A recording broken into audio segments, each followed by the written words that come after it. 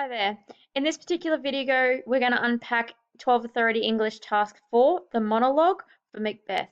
Hopefully by the end of this video, you'll have a better understanding of the task requirements and how you're being assessed so that you can strive for the best grade possible. Let's have a look at the top criteria, which is understanding and responding to context. The student work has the following characteristics. First dot point.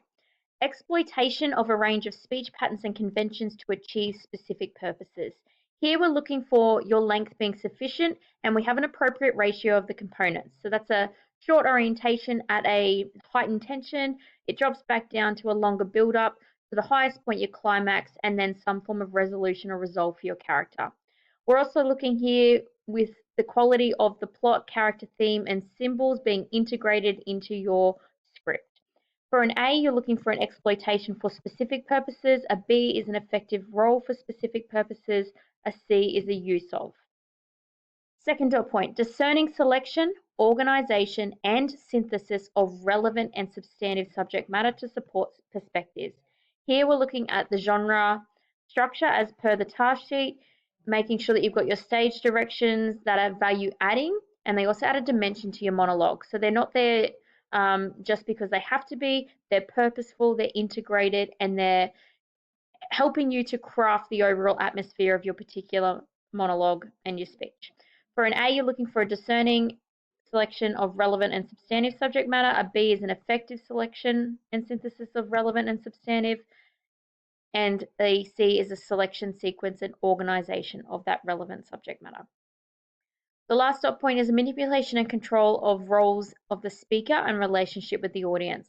So here we're looking for, whether or not your language matches the purpose of the monologue, your use of palm cards or the whiteboard if you're choosing to flip your presentation around. That's the integration with the audience. So your eye contact, also the maintenance of your role throughout. So that could be as well as your formal English. If for some reason you try to want to speak in an accent and you don't pull it off throughout, that will affect this particular criteria. So be strategic with your maintenance and establishment and control of that role. So for an A, we're looking for a manipulation and control. For a B, it's an establishment and control. And for a C, it's an establishment and maintenance of that. Middle criteria are understanding and controlling textual features. This is really the nuts and bolts of our monologue. A discerning combination of a range of grammatically accurate language structures for specific effects, including clauses and sentences in written text. So this is looking at our sentence structure, that it's appropriate at all times and it's varied in response to the emotional demands. So when you're trying to build tension, you might use short, sharp, simple sentences or single words. If you're trying to establish a bit of background or a reflection, you might use a complex sentence. Accurate sentence structure for the purpose is what we're looking for here. So for an A, we're looking for a discerning combination for specific effects. A B is a control of to achieve effects, and a C is a use of for mostly, to achieve purposes. Second dot point is the discerning use of mode appropriate cohesive devices to develop and emphasize ideas and connect parts of text. So the question we really think about here is, does the monologue flow and connect well? Is there a suitable and appropriate use of the cohesive devices? Now think about this as a monologue, so it's an interior reflection of events. So formal connectives such as therefore, as a result, and consequently aren't appropriate in this particular context. So you need to think about your ideas linking, particularly when you're trying to establish those ideas of plot and showing your understanding that your facts are correct, they're sequenced sequentially and logically, and that your ideas flow together. So for an A, we're looking for a discerning use to emphasize these ideas and connect parts of text. A B is an effective use to maintain the ideas, and a C is just a use of to link and connect these ideas. Third dot point here is a discerning use of a wide range of apt vocabulary for specific purposes. So here we're looking at vernacular, making sure that it's suitable for the task. So as we've said, you don't have to speak in Shakespearean per se, but you should be using that formalized English in keeping with the existing script. Okay, so your monologue should be able to fit seamlessly into Shakespeare's work. So for an A, we're looking for a discerning use of a wide range of this apt vocab. A B is an effective use of a range of vocab, and C is a use of suitable vocab for the purpose. The last dot point here in our understanding and controlling textual features is your discerning use of mode appropriate features for specific effects, split into three sections. So there are spoken sign features, our non-verbals, and our complementary. Spoken signed is pretty straightforward, pace, pause, prompt, making sure that you're speaking at an appropriate tone and pitch for the audience. Our non-verbals are our gestures and also your use of your stage directions you've got integrated into your script. And lastly, our complementary features are your costume, props, sound effects, backdrop, things like that that complement your spoken content.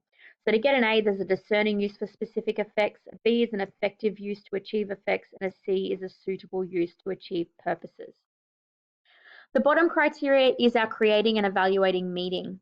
So this is really the one that we look at your analysis, not in the sense of quote analysis, but your understanding of Shakespeare's play, making sure that it fits the time period, that your character portrayal is accurate, and it's the holistic presentation. So let's have a look in a bit more depth here. First dot point is a discerning analysis of the ways ideas, attitudes, and values underpin text and influence audiences.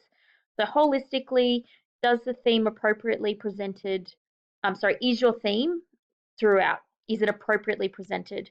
Does your monologue fit to both the play and time period being portrayed? That comes in your language choices. It comes in your references, your use of figurative language or similes, making sure that your word choice is purposeful for the context of the play. For an A, it's a discerning analysis. A B is an effective analysis. And C, you've just got some analysis in there of Shakespeare's ideas, attitudes, and values, and an understanding of that. The second dot point is a subtle and complex evaluation of perspectives and representation of concepts, identities, times, and places in text. So this is your individual and specific character portrayal and event in the monologue, and making sure that it's being performed effectively, that the Shakespearean and Elizabethan worldviews are shown appropriately in here as well. To get an A, it's a subtle and complex evaluation. A B is an effective evaluation, and a C is you've got some evaluation of these perspectives in there. Lastly, we're looking for a discerning evaluation of aesthetic features and their effects in text. So this is really the overall holistic presentation and that your script meets the purpose of your monologue. This is, you could ask your question, are all the components working well together and supporting each other in a value added manner? So when you might have a prompt, is it value adding? Is a complementary feature value adding? Is the use of particular lines from the original script value adding to your particular monologue? So everything is working together here in this last criteria. So to get an A, we're looking for a discerning evaluation. A B is an effective evaluation, and a C is an identification and explanation of these aesthetic features within your text. Hopefully this clarifies the task for you and gives you a bit more of direction so you know exactly what you need to do. Work hard, get your draft in. If you need clarification on any of the criteria, please ask your teacher. Good luck.